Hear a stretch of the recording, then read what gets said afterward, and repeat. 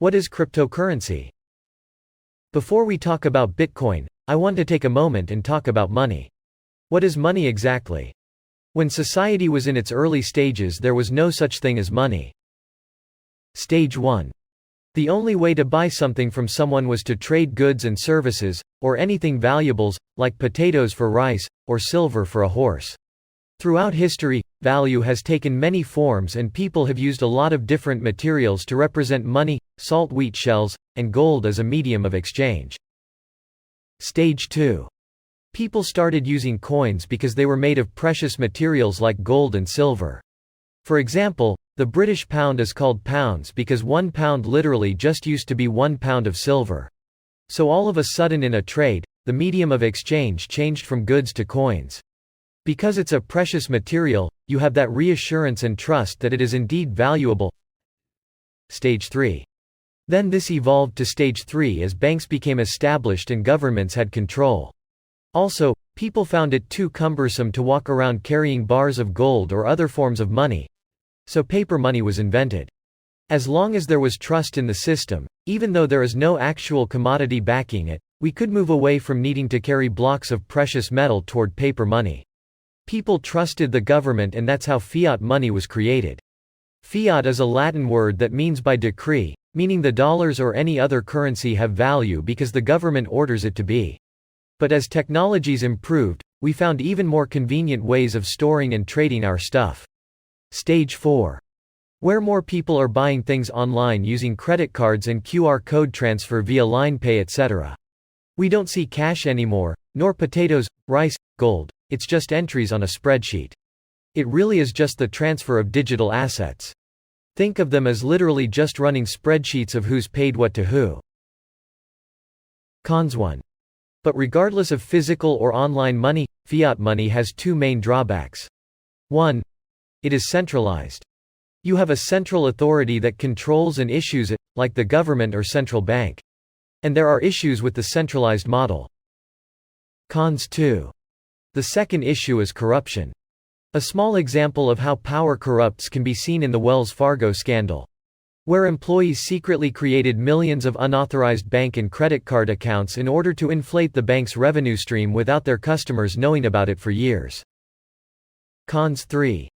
The third issue of a centralized system is mismanagement.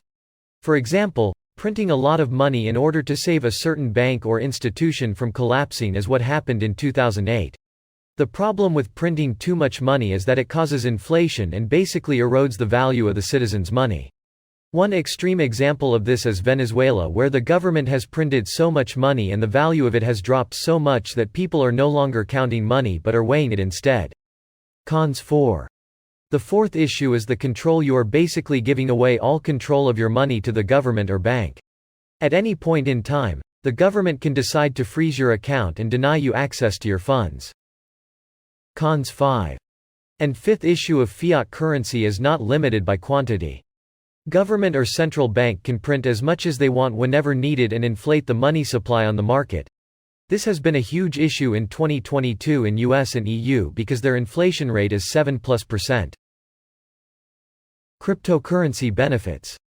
And this changed in 2009 when the first cryptocurrency Bitcoin was born. With crypto, it is 1. Decentralized, can be 2. Deflationary if the coin's limit is set in the case of Bitcoin, and 3. Transparent and no corruption due to distributed P2P ledger system. First Bitcoin transaction. For example, we can see that a Bitcoin address sent 10,000 Bitcoins to another Bitcoin address in May of 2010. This transaction is the first purchase that was ever made with Bitcoin, and it was used to buy 2 pizzas by a guy named Laszlo. Laszlo published a post back in 2010, asking for someone to sell him 2 pizzas in exchange for 10,000 Bitcoins.